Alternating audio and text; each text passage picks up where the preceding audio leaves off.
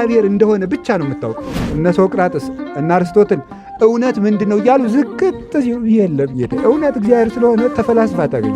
ታዲያ እሱ ክርስቶስ ፍጡር ቢሆን ኑሮ እንዴት ሕይወት ሊሰጥ ይችላል? በወልድ ያመነ የዘላለም ሕይወት አለውስ እንዴት ብሎ ይናገራል? አንዳንድ ሰዎች እንደውም ምን ብሎ ይናገራሉ? አይሁድ ክርስቶስን የሰቀል መስሏቸው ሌላ ሰው በአምሳሉ ሰቀሉ ይላሉ። ክርስቶስ በመስቀል ላይ ሆኖ ሲያዩት አቅም የሌለው መስሎ ነው የሚታያቸው።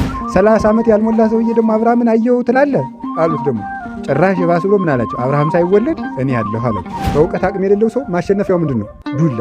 አንድ ፈላስፋ ምን ብሎ ተናግሯል መሰላችሁ? አንድን ሃይማኖት ብዬ ልቀበለው የምችለው በጦርነት ያልተስፋፋ መሆን አለበት ይላል። ብዙ ሰራዊት ሰብስቦ አደራጅቶ ሰው ፈርቶ አምኖ ነው እኮ እንዳይባል ጥቂት 12 ሰዎችን ነው የላከው። 30 ዓመት የኖረውን ሰውዬ ማዳን አንድ ነገር ነው። 30 ዓመት ተኝቶ የኖረ ሰው ደግሞ የብረት አልጋ ተሸክሞ መቆም መቻል ደግሞ ሌላ ነገር ነው። ክርስቶስ እየሞተ እንዴት ዓለምን አሸንፌዋለሁ ይላል? መሞቱ ራሱ ማሸነፍ ስለነበረ ነው። ክርስቶስ እንዲሰቀል ምንም የኃጢአት ምክንያት የለበትም። በአንደበቱ ሐሰት የለበትም። በሰውነቱ ክፋት የለበትም። የምኞት ሐሳብ እንኳን የለበትም። ንጹህ መስዋዕት ነው እሱ። ስለዚህ እንደዛ ስለሆነ በእኔ ላይ ምንም በደል አይገኝብኝም። እንሂድ ግን ከዚህ አለ። ልብ ብላችሁ ስሙ። እንሂድ ከዚህ እስመ በጻዛ ያገባን የሚያስይዘኝ መጥቷልና ይላል። ምን ታያላችሁ? አንደኛ ቸርነቱን ልብ ብላችሁ አስተውሉ። ቸርነቱ ምንድን ነው? ጌታ ይጸልይበት የነበረው የአትክልት ስፍራ ነው። ይሁዳ እንኳን ያንን እየፈለገ ጋሬጣ እንዲግደው እንቅፋት እንዲመታው እንዲሰቃይ አልፈልግም። ራሱ ወጥቶ ከግልጽ ቦታ ላይ ለመያዝ። ሁለተኛ ደግሞ ሁሉን አዋቂ መሆኑን ለማመልከት ነው። አምላክ ነው እርሱ። ሰው የሆነ አምላክ ነው። ሰው የሆነ አምላክ ስለሆነ እንደ ሰውነቱ እየደከመ፣ እንደ ሰውነቱ እየጸለየ፣ እንደ ሰውነቱ እየፈራ እኛን ለማዳን ያደረገውን ይሁሉ ግን እንደ ጌትነቱ ደግሞ የተደረገን ነገር ማንም ሳይነግረው ያውቃል። ዮሐንስ ወንጌል ምዕራፍ 2 ቁጥር 33 ላይ እንደተጻፈ የሰውን ፈቃዱን ሊነግሩት አይሻም እሱ ራሱ ሰውን ያውቃልና ተብሎ እንደተጻፈ ሳይመረምር ይሁዳ እንደመጣ አወቀ። እንደገና ደግሞ የሚሞተው በፈቃዱ እንጂ በግድ እንዳልሆነ ለማስረዳት ነው። ሰውን ለማዳን ስለመጣ በግድ ተጨንቆ አሁን ሌሎች ሁሉ እገሌ ማለት ምን አስፈለገ? ብዙ የእምነት ድርጅቶች ክርስቶስ በመስቀል ላይ ሆኖ ሲያዩት አቅም የሌለው መስሎ ነው የሚታያቸው። አቅም የሌለው በግድ አይሁድ አሰቃይተው የያዙትን እንዲህ ቀድሞ አሳይቶ አልነበረም? አላሳየም ወይ? አሳይቷል። ዮሐንስ ወንጌል ምዕራፍ 8 ላይ ተመልከቱ። አስተማራቸው። ምን ብሎ ያስተማራቸው? እናንተ የሰይጣን ልጆች ነው። ኧረ እኛ የእግዚአብሔር ልጅ ነን። የሰይጣን ልጆች ናቸው። እኛ አባታችን አብርሃም ነው፣ ሰይጣን አይደለም። እንዲህ አብርሃምማ ብትሆኑ አብርሃም እንደዚህ አላደረገ፣ እናንተ ግን ልትገሉ ትሻላችሁ አላቸው። አብርሃም አባታችሁ የኔን ቀሊያ የተመኘ አላቸው። ተመልከቱ። 30 ዓመት ያልሞላ ሰውዬ ደግሞ አብርሃምን አየው ትላለ አሉት። ደግሞ ጭራሽ የባስ ብሎ ምን አላቸው? አብርሃም ሳይወለድ እኔ ያለሁ አላቸው። እንግዲህ ሁላችሁ በእውቀት አቅም የሌለው ሰው ማሸነፊያው ምንድን ነው? ዱላ። አንድ ፈላስፋ ምን ብሎ ተናግሯል መሰላችሁ? አንድን ሃይማኖት ብዬ ልቀበለው የምችለው ብሎ 8 መስፈርቶችን ያስቀምጣል። ከዚያ ውስጥ አንዱ ምንድን ነው ይላል? ያን 8 መስፈርት እየዘረዘርኩ እጃችሁን አላጠፋም። ከዚያ 8 መስፈርት አንዱ ምንድን ነው ይላል? በጦርነት ያልተስፋፋ መሆን አለበት ይላል። ስለዚህ እምነቱ እውነት ሆኖ ሕሊናን አሸንፎ ሳይሆን ሰው ፈርቶ ነው ያመነ ማለት ነው። እንደዚያ ከሆነ እውነት አይደለም ማለት፣ የተገለጠ እውነት አይደለም። ሰዎች የሃይማኖቱን ውሸትነት በሰይፍ ይጠብቁታል ማለት ነው። ክርስትና ግን እንደዚህ አይደለም። ለዚህ ነበር ጌታ ሐዋርያትን በትር እንዳትይዙ ያላቸው፣ ጫማም እንዳትይዙ፣ ስንቅ እንዳትይዙ ያላቸው ማቴዎስ 10 ላይ። በጦርነት አስፋፉት እንዳይባል ሐዋርያትን ራሱ 500 1000 ማድረግ ይችል ነበር። ብዙ ሰራዊት ሰብስቦ አደራጅቶ ሰው ፈርቶ አምኖ ነው እኮ እንዳይባል ጥቂት 12 ሰዎችን ነው የላከው። ይህንን ያደረገበት ምክንያት ክርስትና በሰላምነቱ ያሸነፈ እምነት ስለሆነ፣ በሰላምነቱ በእውነትነቱ የረታ እንጂ በሰላምነቱ ያሸነፈ እንጂ በጦር ያሸነፈ በሰራዊት ያሸነፈ በሰራዊት የረታ እምነት አይደለም። እና ጌታችን ኢየሱስ ክርስቶስ ወዶ ነው የሞተ፣ በግድ አልሞተም። 30 ዓመት ያልሞላ ሰውዬ አብርሃምን አየ ሲሉት አብርሃም ሳይወለድ እኔ ያለሁ ሲላቸው ምን አለ? ወነሱ እብነ ከመ ይውግርወ ሊወግሩት ድንጋይ ያነሱ ይላል። ሊወግሩት ድንጋይ ያነሱ።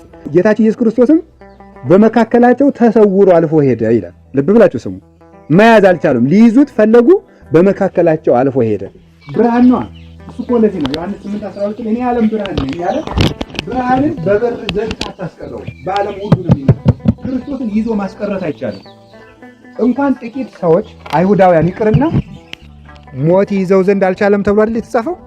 ሞት ይዘው ዘንድ አልቻለም። የሐዋርያት ሥራ ምዕራፍ 2 ላይ ክርስቶስን እንኳን ሰው ሞት ራሱ ሊይዘው አይችልም። እርሱ ሕይወት ነው። ሕይወት ስለሆነ እንኳን እሱን በሱ ያመኑትን ሁሉ ሞት በእነዚህ ላይ ስልጣን የለው። የራዕየ ዮሐንስ ምዕራፍ 20 ላይ በመጀመሪያዊቱ ትንሣኤ ዕድል ያገኘው ሰው ንዑድ ክቡር ነው፣ ሞት በእነዚህ ላይም ስልጣን የለውም ይላል። ክርስቶስን ተከትለው ልቡናቸውን ያነሱ ሰዎች ላይ በእነዚህ ላይ ሞት ስልጣን የለውም። እንኳን በክርስቶስ ላይ በክርስቶስ ባመኑት ላይ ሞት ስልጣን የለውም። አጋንንት ስልጣን የላቸውም። ሁሉም የሲኦል ደጆች ሁሉ በክርስቶስ ቤተ ክርስቲያን ላይ ስልጣን የላቸውም። ሊያነዋውጧትም አይችሉም። እሱ የማይናወጽ መሠረታችን ስለሆነ። ታዲያ እንደዚያ ከሆነ ጌታችን ኢየሱስ ክርስቶስ ወዶ ነው የሞተ ማለት ነው። ወዶ ነው የሞተ እንዴ? ሞት የሞተውን የፈረሰውን ሰው በቃሉ የቀሰቀሰ እንዴት በግድ ይሞታል? ባህር የፈራችው እሱ እንዴት በግድ ይሞታል? በባህር ላይ በእግሩ የተራመደ እንዴት ይሞታል? ነፋሳት የሚታዘዙት እሱ እንዴት በግድ ይሞታል? በጨርቁ ደውያት የሚፈሩት 12 ዓመት ደም ሲፈሳት የነበረችው ሴት የክርስቶስ እንኳን አካሉ ልብሱ ግርማ አለው። ልብሱ እንኳን ሞት የሚፈራው ነው። ልብሱን ነክታ ነው ያቺ ሴት ከነበረባት እርግማን የተለቀቀችው። ታዲያ እንዴት እሱ በግድ ሞተ ይባላል? ልጄ እጅህን ዘርጋ እያለ ሽባውን የተረተረ እርሱ እንዴት በግድ ይሞታል? 38 ዓመት የተኛን ሰው አልጋህን ተሸክመ ቁም ያለ እሱን ሞት እንዴት ሊይዘው ይችላል? 30 ዓመት የኖረውን ሰውዬ ማዳን አንድ ነገር ነው። 30 ዓመት ተኝቶ የኖረ ሰው ደግሞ የብረት አልጋ ተሸክሞ መቆም መቻል ደግሞ ሌላ ነገር ነው። በሽተኛ በአንዴ እንደዳነ በሽታው እንደለቀቀው ሸክም መሸከም ይችላል? ለመቆም እንኳን ተደግፎ ነው። ይህን ያደረገ እርሱ እንዴት በግድ ይሞታል? ለደቀ መዛሙርቱ ሥጋን የሚገሉትን አትፍሩ፣ ነገር ግን ነፍስን ከሥጋ ከለየ በኋላ ሥጋንም ነፍስንም በገሃነም መቅጣት የሚቻለውን እርሱን ፍሩ ብሎ የተናገረ ለእኛ ሕይወትን ትንሣኤን በተስፋ የሰጠን እሱ እንዴት በግድ ሞተ ይባላል? አልሞተም። ስለዚህ ክርስቶስ ተነሱ እንሂድ የሚያስይዘኝ ተቃርቧል ሲል ወዶ ፈልጎ እንደሞተ ለማስረዳት ነው። በፈቃዱ ነው የሞተ። ሞተ በፈቃዱ ሞተ። በፈቃዱ ወዶ ለሕማም ለሞት ተላልፎ የተሰጠ እሱ ነው። ሞተ ከመ ይሕዮሙ ለምውታን ሙታንን ያድናቸው ዘንድ ሞተ ከመ ይስዓሮ ለሞት ሞትን ይሽረው ዘንድ ሞተ ተብሎ የተነገረለት ኢየሱስ ክርስቶስ ነው። ስለዚህ ከዚህ እንሂድ ተነሱ ያለ ሁሉን አዋቂነቱን ወዶ መሞቱን ለማስረዳት ፍቅሩን ርኅራኄውን ለመግለጥ ከዚህ ተነሱ እንሂድ አላቸው። ዮሐንስ ወንጌል ምዕራፍ 10 ቁጥር 17 ላይም ነፍሴን ከሥጋዬ ራሴ ልለያት ስልጣን አለኝ፣ መልሼም አዋህድጄ ላስነሳት ስልጣን አለኝ፣ ነፍሴን ከእጄ ሊነጥቃት የሚችል ከቶ ማንም የለም ብሎ ተናግሯል። ስለዚህ ክርስቶስ ወዶ ነው የሞተው። ሳያውቅ አይደለም የሞተው። አይሁድ ተሳስተው አይደለም የሰቀሉት። ተሳስተው አይደለም የሰቀሉት ማለት በትክክል ለይተውት አውቀውት ነው የሰቀሉት። አንዳንድ ሰዎች እንደውም ምሎ ይናገራሉ፣ አይሁድ ክርስቶስን የሰቀልን መስሏቸው ሌላ ሰው በአምሳሉ ሰቀሉ ይላሉ።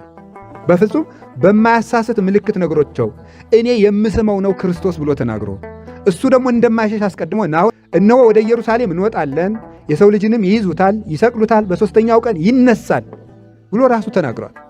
እንዲሰቀል እንዲሞት ትንቢት ተነግሮለታል። ስለዚህ ወዶ ሞተ። የእሱ ሞትም ለእኛን ሕይወት ይሰጠን ዘንድ እና እንደዚህ ሲል ምን ማለቱ ነው? ከዚያ በኋላ ዓርብ ተሰቀለ። ከዛ ተመልከቱ ዮሐንስ ወንጌል ምዕራፍ 16 ቁጥር 33 ላይ ስትደርሱ ምን ይላል? እኔ ዓለምን አሸንፌዋለሁና ጽኑ ይላል። አይዟችሁ እኔ ዓለምን አሸንፌዋለሁ ይላል። ልብ በሉ ክርስቶስ እየሞተ እንዴት ዓለምን አሸንፌዋለሁ ይላል? መሞቱ ራሱ ማሸነፍ ስለነበረ ነው። እኔ ዓለምን አሸንፌዋለሁ ብሎ ተናገረ። ዮሐንስ ወንጌል ምዕራፍ 17 ላይ ደግሞ ስትናገሩ የዘላለም ሕይወት ይህች ናት፣ እውነተኛ አምላክ የምትሆን አንተን ያውቁ ዘንድ የላከውን ኢየሱስ ክርስቶስንም ያውቁ ዘንድ የዘላለም ሕይወት ይህች ናት። አያችሁ፣ እሱ ሕይወትን የሚሰጥ ነው ማለት ወዶ መሞቱን ነገረን። ከዛ ምዕራፍ 17 ላይ ጸሎቱን ሲጨርስ እኔ የዘላለም ሕይወት ነኝ ከአባቴ ጋር ብሎ ተናገረ። እኔን ማወቅ የዘላለም ሕይወትን ያሰጣል። ወልድን ያወቀ አብን ያውቀዋል፣ አብንም ያወቀ መንፈስ ቅዱስን ያውቀዋል። አብ ወልድ መንፈስ ቅዱስን የሚያወቀ እርሱ ሕይወት አለው። እነሱን ያላወቀ ሰው ሕይወት የለውም ከቶ። ታዲያ እሱ ክርስቶስ ፍጡር ቢሆን ኑሮ እንዴት ሕይወት ሊሰጥ ይችላል? በወልድ ያመነ የዘላለም ሕይወት አለውስ እንዴት ብሎ ይናገራል? ከዛ ምን አለው? አባቴ ወይ የሰጠኸኝን ሥራ ሁሉ ጨርሼ አንተን አከበርኩ። አባት ወይ ከዓለም አስቀድሞ ከአንተ ጋር በነበረ ክብሬ አክብረኝ አለ። ምን ማለቱ ይመስላችኋል? መጀመሪያ የሰጠኸኝ ሥራ ፈጸምኩ አለ። አክብረኝ ካለ በኋላ ነገር ግን የምታከብረኝ ክብር የምቀበል ጸጋ የምለምን እንደ ነቢያት እንደ ሐዋርያት እንደ አንድ ግለሰብ ሁኜ ሳይሆን ቅድመ ዓለም ከአንተ ጋር የነበረኝን ክብር ግለጥልኝ፣ ሰው እንዲያውቀው አድርግ፣ ጌትነቴ ይገለጥ ብሎ ነገራል። እንጂማ አንተ ክብር ያለ እኔ ደግሞ ከአንተ ክብር የተለየ ሆኜ እንዳልሆን አለና ዝቅ ብሎ የኔ ገንዘብ ሁሉ ያንተ ገንዘብ ነው፣ ያንተ ገንዘብ ሁሉ የኔ ገንዘብ ነው አለ። ስለዚህ እሱ እኔ እናንተ አንድ ባህሪ እንደሆን እነሱ ደግሞ በጸጋ አንድ እንዲሆኑ አድርጋቸው አለ። እኛ አንድ ነን ብሎ ከአባቱ ጋር ያለውን የዘላለም ሕይወት አንድነት ነገረን። ስለዚህ ክርስቶስ ሕይወት ነው። ከዛ ምዕራፍ 18 ላይ ቀጥሉ። ምዕራፍ 18 ላይ ስትሄዱ ሰዎች ተሰብስበው ክርስቶስን ሊይዙ መጡ። ይሁዳም አብሮ አለ። ማንን ነው የምትፈልጉ አላቸው። ኢየሱስን፣ የናዝሬቱን ኢየሱስን። እኔ ነኝ ሲላቸው ወደ ኋላ ወደቁ ይላል። እኔ ነኝ የሚለው ለምንድን ነው? በእግዚአብሔር ቤት ውስጥ ወዝ የሚባል ወርድ የለም ታውቃላችሁ። ከተገኘ ራሱ ኢዝ ተብሎ ነው የሚፈታው። በእግዚአብሔር ፓስት ቴንስ የለም፣ ፕሬዘንት ነው ያለው። ለምሳሌ በመጀመሪያ ቃል ነበረ የሚለው ይሄ ወዝ የሚለው እንግሊዝኛው በጣም ደካማ ነው። ግዕዙ በጣም የሚለው ምን መስላችሁ? ቀዳሚሁ ቃል ውእቱ ነው የሚለው። በመጀመሪያ ቃል ነው የሚፈተው ነው ውእቱ ነው። ያኛው ግን እንግሊዝኛው ደካማ ስለሆነ በመጀመሪያ ቃል ነበረ። ቃል ነበረ የሚለው ኖሮ ያለፈ አይደለም፣ አሁንም ያለ ነው። ቀዳማዊነቱን ለማመልከት ይቺ ወዝ የእንግሊዝኛዋ ወዝ ሌላ ስለሌላት የአቅሟን ቀድሞም ያለ ነው ለማለት ነው ነበር እንጂ ነበር የሚባል የለም። እግዚአብሔር ሁልጊዜ እኔ ነኝ ነው። አሁን አንተ ሁልጊዜ እኔ ነኝ ማለት ትችላለህ? ትችላላችሁ? አትችሉም። ለምን የማትችሉት መሰላችሁ? ለምሳሌ ላሳያችሁ። 10 እስከ 7 ዓመት እኔ ሕፃን ነኝ በሉ። በጣም ጥሩ። ከዛ ከፍ ስትሉ እኔ ምንድን ነኝ ትላለህ? ወጣት ነኝ ትላለህ። ከፍ ብለህ 40 ግባና ምን ትላለህ? እሺ 80 ግቡና ምን ትላላችሁ? ሽማግሌ። ስለዚህ እኔ ነኝ ማለት አንችልም ማለት። ምክንያቱም እኔ ነኝ ማለት ሁልጊዜ በአንድ ማንነት መኖር እንችላለን ወይ ማለት ነው። ትችላለህ? አችልም፣ አይቻልም። እኔ ዛሬ ጤነኛ ነኝ፣ ነገ ምን ትሆናለህ? አሁን ለምሳሌ ኃያል ነኝ በል፣ ቆይተህ ምን ትሆናለህ? አሁን እኔ ጠግብ ያለው ቆይተህ ምን ያደርጋል? እግዚአብሔር የሚለወጥ ማንነት ስለሌለው እኔ ነኝ የሚለው በእግዚአብሔር በነገረ እግዚአብሔር ትምህርት በቴዎሎጂ ትምህርት እኔ ነኝ የሚለው ቃል በጣም ኃይለኛ ቃል ነው። የማይለወጥ ማንነት ማለት ነው።